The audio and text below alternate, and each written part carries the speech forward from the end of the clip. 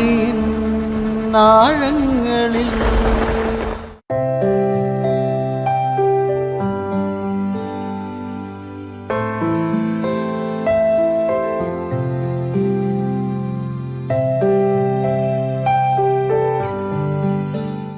കടലിൻ്റെ മക്കളുടെ ആഴമുള്ള ജീവിത അനുഭവങ്ങളിലൂടെയുള്ള യാത്ര ആഴിയിൻ ആഴങ്ങളിൽ. ആഴിയിൻ ആഴങ്ങളിൽ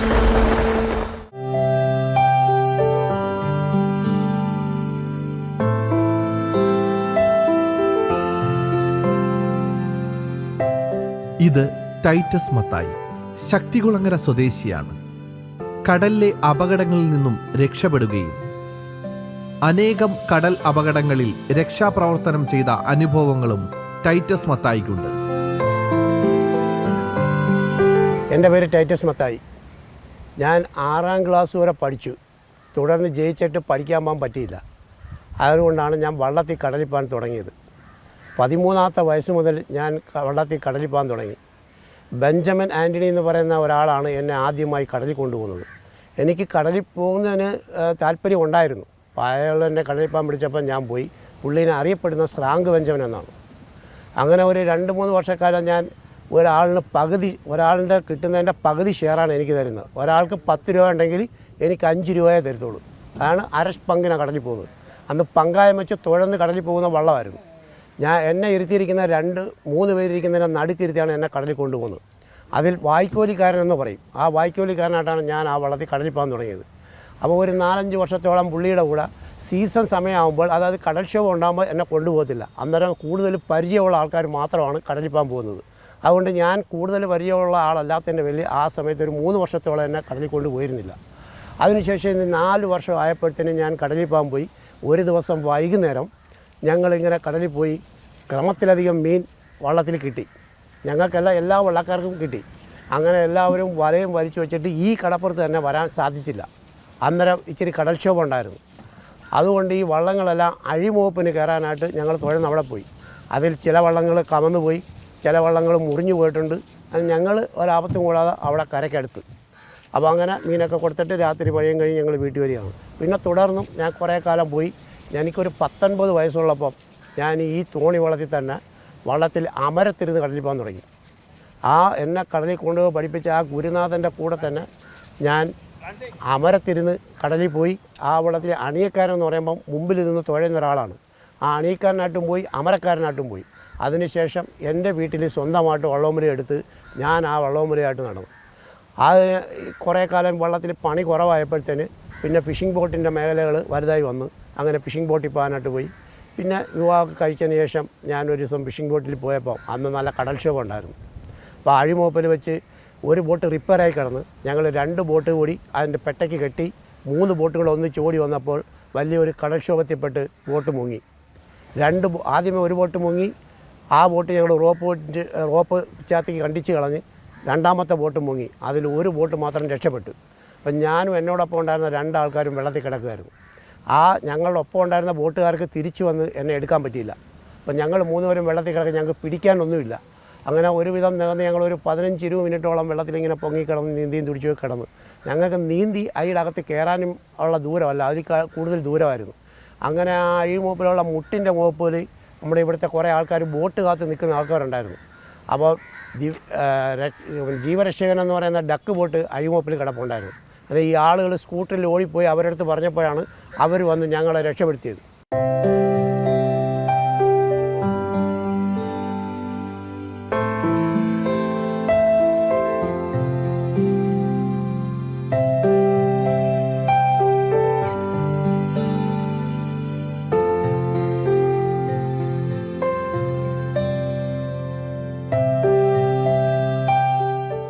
1988 ഈ അപകടം ഉണ്ടായത്.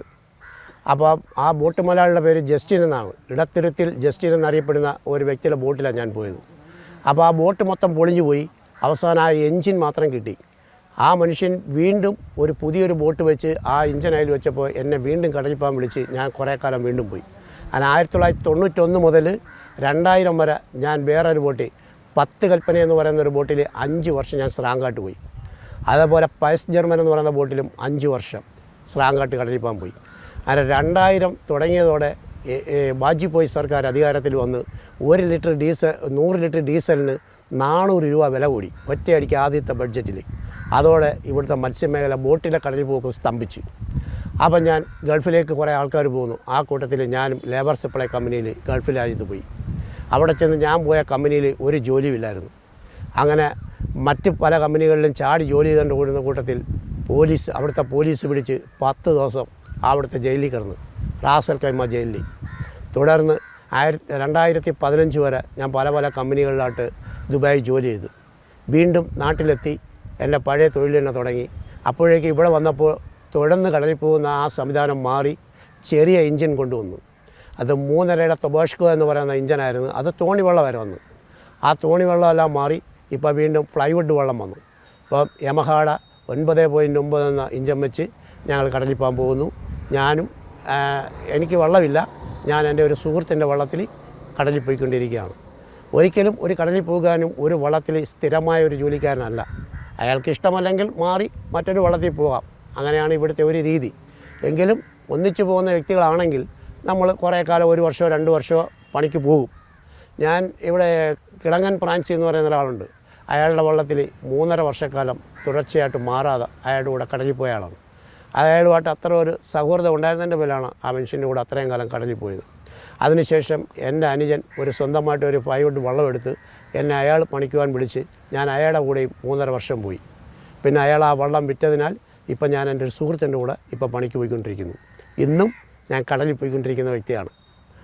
പിന്നെ ഇടയ്ക്കൊക്കെ വള്ളങ്ങൾ മുങ്ങുകയും കടൽക്ഷോഭം ഉണ്ടായി അപകടങ്ങൾ സംഭവിക്കുകയും ചെയ്തിട്ടുണ്ട്. പക്ഷേ എങ്കിലും നമുക്ക് വലിയ പരിക്കുകളും അപകടമൊന്നുമില്ലാതെ രക്ഷപ്പെടുത്തിയിട്ടുണ്ട്. ഇത് കർത്താവിൻ്റെ ഒരു രക്ഷപ്പെടുത്തലാണ്. ഞാൻ ഈശോയിൽ ഏറ്റവും കൂടുതൽ വിശ്വസിക്കുന്ന ഒരു വ്യക്തിയാണ്. അപ്പം ദൈവത്തിന് വിളിക്കാതെ ഞാൻ ഒരു ദിവസവും ഞാൻ ജോലിക്ക് പോകാൻ പോകത്തില്ല.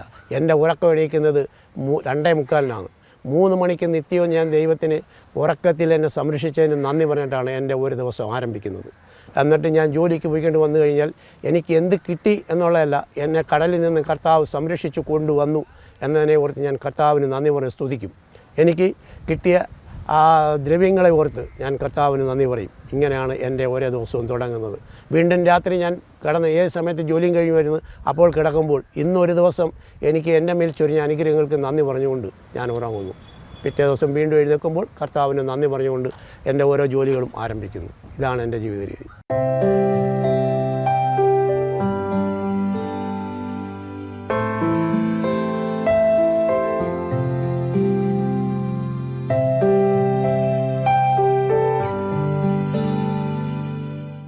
(2002) മെയ് മാസം ഞാൻ വിദേശത്തു നിന്നും തിരിച്ചു വന്നു. അന്നിവിടെ എൻജിനൊന്നും വന്നിട്ടില്ല. ഞാൻ ആ എൻജിനില്ലാത്ത വള്ളത്തിൽ തന്നെ തുഴന്നു പോയി. ഞങ്ങൾ 26 വള്ളം ഇവിടുന്ന് അന്ന് വെളുപ്പിന് 4:30 മണി കഴിഞ്ഞ് കടലിപ്പാൻ പോയി. കടലിപ്പാൻ പോയപ്പോൾ ഒരു കുഴപ്പമില്ല, അന്തരീക്ഷമെല്ലാം നല്ല ക്ലിയർ ആയിരുന്നു. അപ്പോൾ കടൽക്ഷോഭ ഉണ്ടാകാൻ സാധ്യതയുള്ള സമയമായിരുന്നു. അത് ജൂലൈ മാസമായിരുന്നു. അപ്പം ഞങ്ങൾ കടലിൽ പോയിട്ട് വല തിരിച്ച് പിടിച്ചുകൊണ്ടിരിക്കുമ്പോൾ ഒരു വലിയ ഇരുള് കറുത്ത് ഭയങ്കര ഒരു കാറ്റ് വീണു.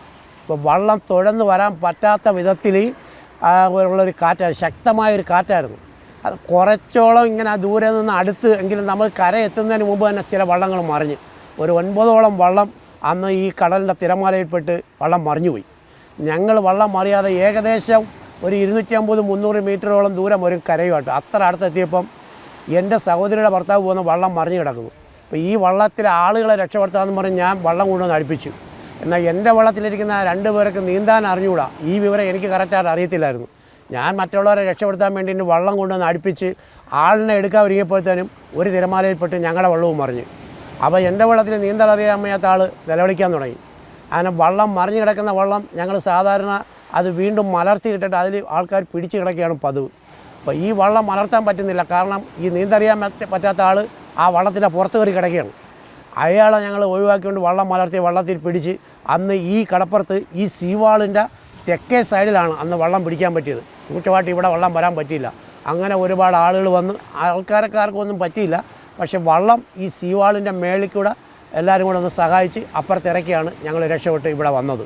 അങ്ങനെ ഒരു വലിയൊരു ദുരന്തമായിരുന്നു അന്ന് സംഭവിച്ചത്. ഒരുപാട് വള്ളങ്ങൾ ഇവിടെ വരാതെ താന്ന വള്ളങ്ങൾ ഞങ്ങൾ റോപ്പുമായിട്ട് വലിയ വള്ളങ്ങൾ ഉപയോഗിച്ച് കടലിൽ പോവും. ആ വള്ളത്തിൽ റോപ്പിട്ട് കെട്ടും, കര നിന്നുകൊണ്ട് വലിച്ച് കരയെടുക്കും. ഇങ്ങനെയാണ് ഈ കമന്നു പോകുന്ന വള്ളക്കാരെ ഞങ്ങൾ രക്ഷപ്പെടുത്തുന്നത്. ആൾക്കാരെ അല്ലാതെ വള്ളം പോയി എടുത്തു കൊണ്ടുവരും. ഇതാണ് ഞങ്ങൾ രക്ഷപ്പെടുത്തുന്ന ഒരു രീതി. ആ അപകട സമയത്ത് ഞങ്ങൾ രക്ഷപ്പെട്ടത്.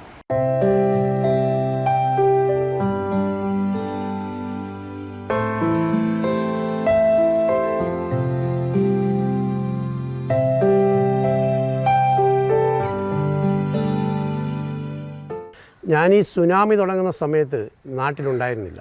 ആ സമയത്ത് ഞാൻ വിദേശത്ത് ജോലി ചെയ്തുകൊണ്ടിരിക്കുകയായിരുന്നു. പക്ഷേ സുനാമിയിൽ വലിയ ആപത്തും അപകടമൊക്കെ സംഭവിച്ചെങ്കിലും ഞങ്ങളുടെ ഈ പ്രദേശത്ത് ഒരു അപകടവും സംഭവിച്ചില്ല. അത് നമ്മൾ ഈ ദേവാലയത്തിൽ വന്ന് പ്രാർത്ഥിക്കുന്നതിന് ഒരു വിശ്വാസമുണ്ട്. വിശുദ്ധ ഔസേപ്പിതാവിനോട് പ്രാർത്ഥിച്ച് ഞങ്ങൾ ഇവിടുന്ന് കടലിൽ പോയാലും ഞങ്ങൾക്ക് എന്തെങ്കിലും വള്ളം മറിഞ്ഞാലും ഒരാപത്തും കൂടാതെ ഞങ്ങൾ കര വരും എന്നുള്ളൊരു ഉറപ്പും വിശ്വാസവും ഉള്ളതിൻ്റെ പേരിലാണ്. അല്ലാതെ ഞങ്ങളുടെ ഈ വാഹനമൊന്നും അത്ര വലിയ കടൽക്ഷോഭത്തിനൊന്നും പിടിച്ചു നിൽക്കാൻ പറ്റുന്ന സൈസുള്ളതല്ല. ഞങ്ങളുടെ ഈ ദൈവത്തിൻ്റെ ഒരു വിശ്വാസം കൊണ്ട് മാത്രമാണ് ഞങ്ങൾ പോവുകയും വരികയും ചെയ്യുന്നത്. പിന്നെ ഓഖി ദുരന്തം ഉണ്ടായപ്പോൾ ഞാൻ നാട്ടിലുണ്ട്. അപ്പോൾ ഞങ്ങൾ പണിക്ക് പോകാൻ പോയിരുന്നു. ഞങ്ങളുടെ പൂർവികർ പറഞ്ഞു തന്ന ചില കാര്യങ്ങളുണ്ട്. നമ്മൾ കടലിൽ പോകുന്നതിന് മുമ്പാണെങ്കിൽ തെക്ക് പടിഞ്ഞാറൻ കാറ്റടിച്ചു കഴിഞ്ഞാൽ നിങ്ങൾ കടലിൽ പോകരുത്, അത് വലിയ അപകടം ഉണ്ടാകുന്നതാണ്.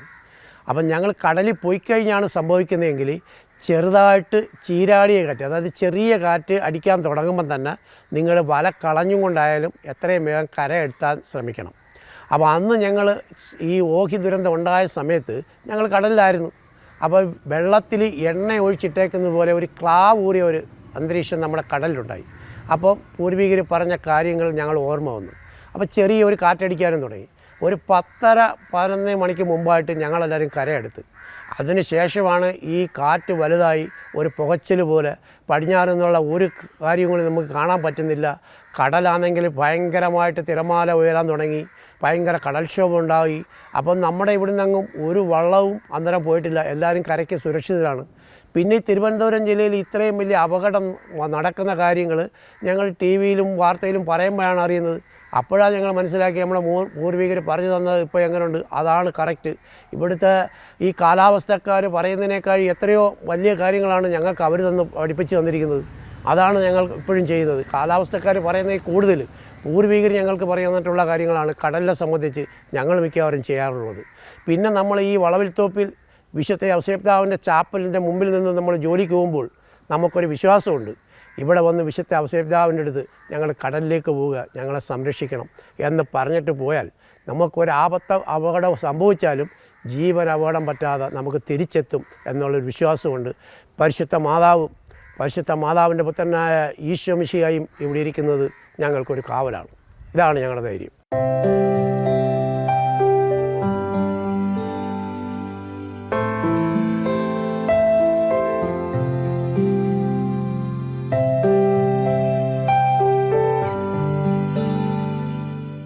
ഞാൻ 13-ാമത്തെ വയസ്സിൽ ആദ്യമായിട്ട് കടലിൽ പോകുമ്പോൾ അന്ന് എന്നെ വള്ളത്തിൽ ഇരിക്കാൻ അവർ പറഞ്ഞു തന്ന സ്ഥലത്താണ് ഞാനിരുന്നത്. വള്ളത്തിൻ്റെ വായ്ക്കോൽ എന്ന് പറയുന്ന സ്ഥലത്താണ് നമ്മൾ ഇരിക്കേണ്ടത്. അപ്പം മറിഞ്ഞ് വെള്ളത്തിലെങ്ങാണം പോകുമോ എന്നുള്ളൊരു പേടി എനിക്കുണ്ടായിരുന്നു. എങ്കിലും ഞാൻ 2 പേരുടെ ഇടയിലാണ് ഞാൻ ഇരിക്കുന്നത്. അപ്പോൾ അവരുടെ മധ്യത്തിലാണ് ഞാൻ ഇരിക്കുന്നത്. അപ്പം ഞാൻ വീണാലും പുറകിൽ 2 പേരുള്ളതിൻ്റെ പേരിൽ അവരെന്നെ രക്ഷപ്പെടുത്തും എന്നുള്ള ഒരു ചെറിയ വിശ്വാസവും എനിക്കുണ്ട്. അപ്പം നല്ല വടക്കുപടിഞ്ഞാറൻ കാറ്റുണ്ടായിരുന്നു. അപ്പം എന്നോടൊപ്പം ഉണ്ടായിരുന്ന ബാക്കി 3 പേരും, ഒന്ന് യേശുദാസൻ, ഒന്ന് ബെഞ്ചമിൻ, ഒന്ന് പാതിരി എന്ന് വിളിക്കുന്ന ഒരാൾ, ഇവർ 3 പേരുടെയും കൂടെയാണ് ഞാൻ ആദ്യമായിട്ട് പണിക്കുവാൻ പോയത്. അപ്പോൾ എന്നെ ആദ്യമായിട്ട് കൊണ്ടുപോയ ഈ ബെഞ്ചമിൻ എന്ന് പറയുന്ന ആൾ, അയാൾ നല്ല ഒരു മത്സ്യത്തൊഴിലായിരുന്നു. ആ പുള്ളിക്ക് ഒരു ഗുരു ആവാനുള്ള എല്ലാ നിറവും ഉണ്ടായ ഒരു വ്യക്തിയാണ്. പുള്ളി എനിക്ക് പറഞ്ഞു തന്ന്, പങ്കായം ഈ രീതിയിൽ പിടിച്ച്, അവർ പങ്കായ എടുത്ത് അത് കാണിച്ചു തന്നു, പങ്കായ ഇങ്ങനെ വേണം നീ പിടിക്കാൻ, ഈ പങ്കായ ഈ രീതിയിൽ വെച്ചേ തുഴക്കാവുള്ളൂ. എങ്കിലും ഞാൻ തുഴന്നപ്പം പലപ്പോഴും അത് തെറ്റിപ്പോയി. അവരെന്നോടത് പറഞ്ഞു തന്ന് അങ്ങനെ വല വെള്ളത്തിലിടാൻ സമയമായപ്പോൾ എന്നോട് പറഞ്ഞു നീ മാറിയിരിക്കുക. അവർ ആ വല വെള്ളത്തിലിട്ട് എനിക്ക് കാണിച്ചു തരികയാണ് ചെയ്തത്. വല തിരിച്ച് പിടിച്ചെടുക്കാൻ നേരത്തും ഞാനല്ല പിടിച്ചത്, അവർ തന്നെ എന്നെ താത്തിരുത്തിയിട്ട്, അതായത് വള്ളത്തിൽ നിന്ന് ഞാൻ കാലുറപ്പൊന്നുമില്ല, മറിഞ്ഞു പോകുമോ എന്നൊരു സംശയം അവർക്കും ഉണ്ടായിരുന്നു. അപ്പോൾ എന്നോട് പറഞ്ഞ് നീ വള്ളത്തിൽ താന്നിരിക്കാൻ പറഞ്ഞു. എന്നിട്ട് അവർ തന്നെ ഈ വലയെല്ലാം പിടിച്ചെടുത്ത്. അപ്പം വള്ളത്തിൽ ഒരുപാട് അയില കിട്ടി അന്ന്. അപ്പോൾ കരയ്ക്കടുത്ത് കഴിയുമ്പം പറഞ്ഞ് ആദ്യമായിട്ട് കടലിൽ പോയവൻ്റെ നല്ല കാലം ഉണ്ടല്ലോ, അത് കൊള്ളാം. അപ്പോൾ അത് എന്നോട് പറഞ്ഞപ്പോൾ എനിക്കും അങ്ങ് ഭയങ്കരമായ സന്തോഷമായിരുന്നു. അപ്പോൾ എന്നെ കടലിൽ കൊണ്ടുപോയവർക്കും ഇവനെ കൊണ്ടുപോയതുകൊണ്ടായിരിക്കും നമുക്കിത് കിട്ടിയെന്നുള്ള ഒരു ഉറപ്പും ധൈര്യവും വിശ്വാസവും അവർക്കും ഉണ്ടായി. അങ്ങനെ തുടർന്ന് ഞാൻ അദ്ദേഹത്തിൻ്റെ കൂടെ തന്നെ പോയി 3-3.5 വർഷക്കാലം ഞാൻ ആ മനുഷ്യൻ്റെ കൂടെ തന്നെയാണ് ജോലിക്ക് പോയത്. അപ്പോൾ ഈ തുടക്കം മുതൽ ഒരു വള്ളത്തിൽ പോകുന്ന ഒരു വ്യക്തിക്ക് എന്തെല്ലാം പഠിക്കാനുണ്ടോ അതെല്ലാം ഞാൻ ആ മനുഷ്യൻ്റെ കൂടെ പോയി അത് പഠിച്ചത്. വല റിപ്പയറായാൽ അത് ശരിയാക്കിയെടുക്കാൻ, പുതിയ വല നന്നാക്കിയെടുക്കാൻ, പുതിയ വല ശരിയാക്കുന്നതിന് എന്തെല്ലാം കാര്യങ്ങളുണ്ട് ചെയ്യാൻ, ഇതെല്ലാം ഞാൻ ആ ബെഞ്ചമിൻ എന്ന് പറയുന്ന ആളിൽ നിന്നാണ് പഠിച്ചത്. ഇപ്പോഴും എനിക്ക് ആ മനുഷ്യനോട് ഭയങ്കര ബഹുമാനമാണ്. ജീവിച്ചിരിപ്പുണ്ട്. ഒരു ആക്സിഡൻറ്റ് പറ്റി പുള്ളി ഇപ്പം ജോലിക്കൊന്നും പോകാതെ അങ്ങനെ ഇരിക്കുകയാണ്. എങ്കിലും പലപ്പോഴും കാണുമ്പോൾ ഇപ്പോഴുള്ള സൗഹൃദങ്ങളെല്ലാം ചോദിക്കുകയും പറയും, സന്തോഷമായിട്ട് ഇരിക്കുകയും ചെയ്യുന്നുണ്ട്.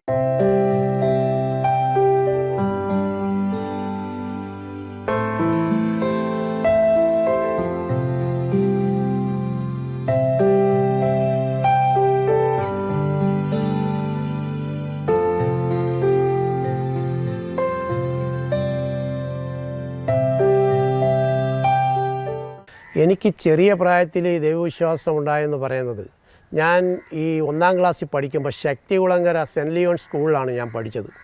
മരത്തടിയിലൊരു സ്കൂളുണ്ടായിരുന്നു. എങ്കിൽ തന്നെയും എന്നെ അവിടെ വിട്ടില്ല. എൻ്റെ അമ്മാമ്മയ്ക്ക് അന്ന് സ്കൂളിൽ പിയൂണായിട്ട് ജോലി ഉണ്ടായിരുന്നു. അമ്മാമ്മ രാവിലെ പോകുമ്പം എന്നെ കൈക്ക് പിടിച്ച് കൊണ്ടുപോകും. അന്ന് ഇവിടെ റോഡൊന്നുമില്ല. അതുകൊണ്ട് വാഹനങ്ങളൊന്നും വരാൻ പറ്റത്തില്ല. കാറെന്ന് പറഞ്ഞ സാധനം വല്ലപ്പോഴും അങ്ങനെ ഇതിലേക്കൂടെ വരുന്നെങ്കിലേ ഉള്ളൂ. സൈക്കിൾ പോലും ആളുകൾക്കില്ലാത്ത സമയമാണ്. കാരണം ഇവിടെ മൊത്തം പുതമണ്ണ.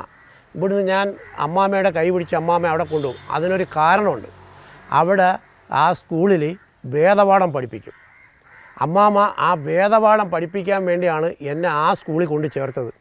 തൊട്ടടുത്ത് മരത്തടി LP സ്കൂൾ ഉണ്ടായിരുന്നിട്ടും അവിടെ ചേർക്കാതെ എന്നെ അവിടെ കൊണ്ടുപോയി അമ്മാമ്മ അങ്ങോട്ട് കൊണ്ടുപോകും. തിരിച്ച് ഞാൻ ഒറ്റയ്ക്ക് ഉച്ചവരെ പഠിത്തമുള്ളൂ. അങ്ങനെ തിരിച്ചു വരും.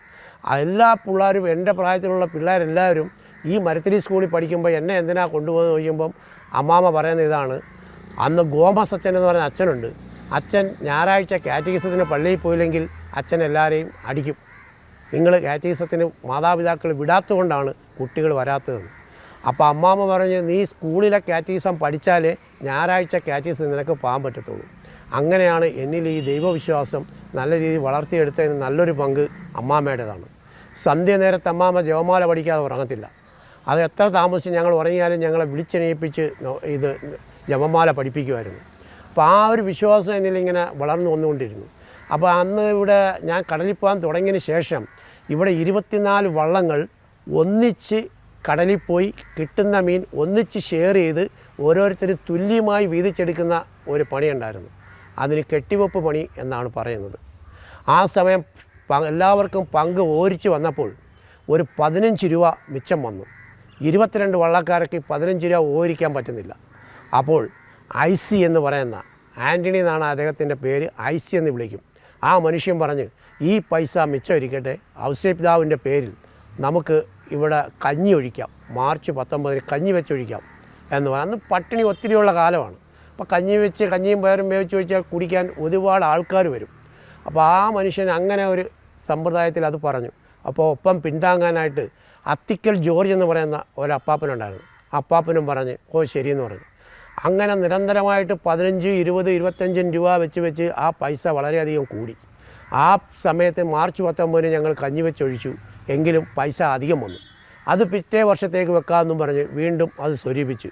അങ്ങനെ ആ ഫണ്ട് ഒരു 900 രൂപയ്ക്ക് അടുത്ത് വന്നപ്പോൾ ഈ ആൻ്റണി എന്ന് പറയുന്ന ആ പുള്ളി പറഞ്ഞു, നമുക്കൊരു കാര്യം ചെയ്യാം, ഇത് ഈ ഫണ്ടിനൊരു പേര് വേണം. അതിന് സെൻറ്റ് ജോസഫ് സഹായ നിധി എന്ന പേരിൽ ആ ഫണ്ട് രൂപീകരിച്ചു.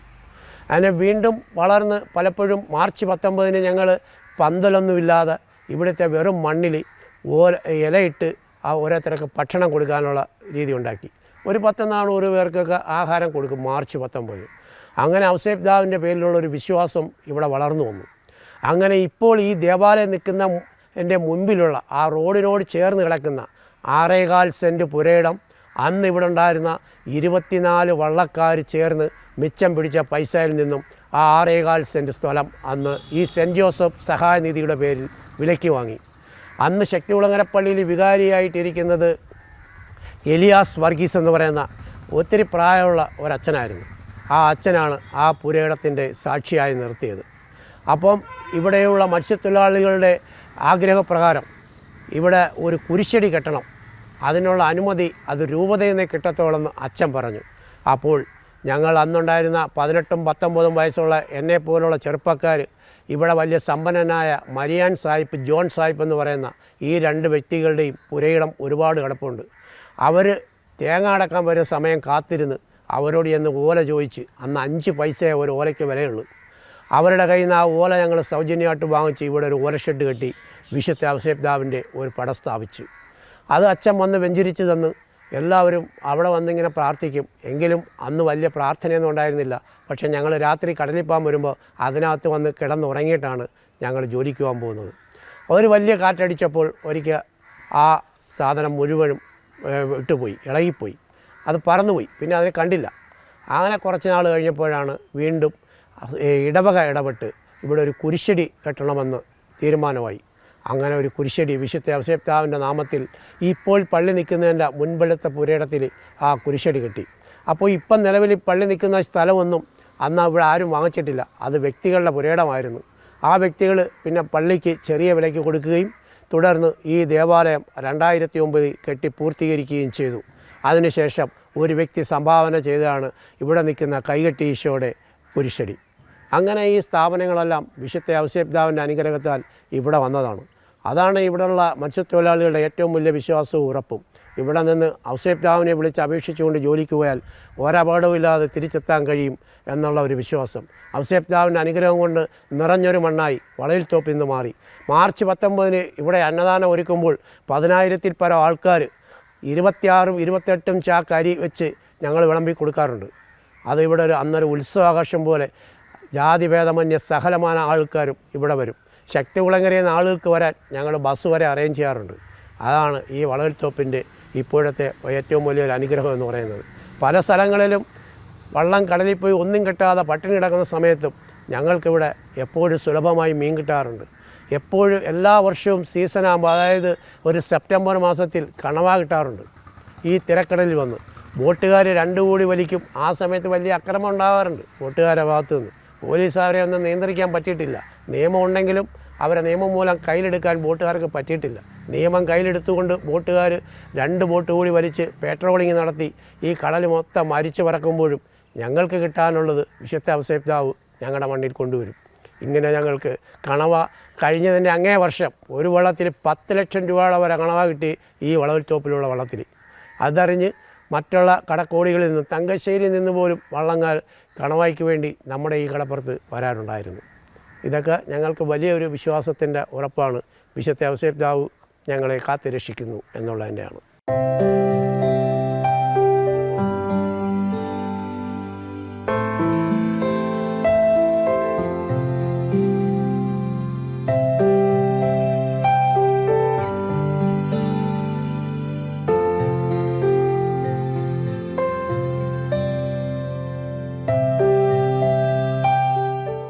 ഞാൻ കല്യാണം കഴിച്ചിരിക്കുന്ന വാടി ഇടവകയിലൊരു പെണ്ണാണ്. എൻ്റെ ഭാര്യയുടെ പേര് റേച്ചൽ.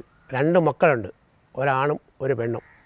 എന്നെ അമ്മാമ്മ കൊണ്ടുപോയതുപോലെ ഞാനും ഈ കുട്ടികളെ ചെറിയ പ്രായത്തിൽ തന്നെ ദേവാലയത്തിൽ കൊണ്ടുപോകാറുണ്ടായിരുന്നു. എൻ്റെ സൈക്കിളിലിരുത്തിയാണ് അവരെ കൊണ്ടുപോകുന്നത്. അവരും ദൈവീകതയിൽ തന്നെ വളർന്നു വന്നതാണ്. എൻ്റെ മോനെ ഗർഭിണിയായിട്ടിരിക്കുമ്പോഴാണ് എൻ്റെ ബോട്ട് മുങ്ങി എനിക്ക് അപകടമുണ്ടായത്. അപ്പം ഭാര്യയ്ക്ക് ചെറിയ വിഷമമൊക്കെ ഉണ്ടായിരുന്നു. എങ്കിലും നമുക്ക് മറ്റ് ഉപജീവന മാർഗം ഇതായതിൻ്റെ പേരിൽ എപ്പോഴും ഭാര്യ പ്രാർത്ഥിക്കുമായിരുന്നു. ബൈബിൾ വായിക്കും. ഏത് പ്രാർത്ഥനയ്ക്കും എപ്പോഴും ദേവാലയത്തിൽ പോയി പ്രാർത്ഥിക്കും. കാരണം ഞാൻ ജോലിക്ക് പോകുന്ന സമയത്ത് എനിക്ക് അപകടമൊന്നുമില്ലാതെ കാത്തു സംരക്ഷിക്കുന്നതിന് വേണ്ടി. എൻ്റെ മകൾ വളർന്ന് മകളെ കല്യാണം കഴിച്ചയപ്പിച്ചു. എങ്കിലും എൻ്റെ മകൾ എപ്പോഴും ജപമാല പഠിക്കും. പപ്പായ്ക്ക് കടലിൽ പോകുമ്പം ഒരാപത്തും സംഭവിക്കരുത് എന്ന് പറയും.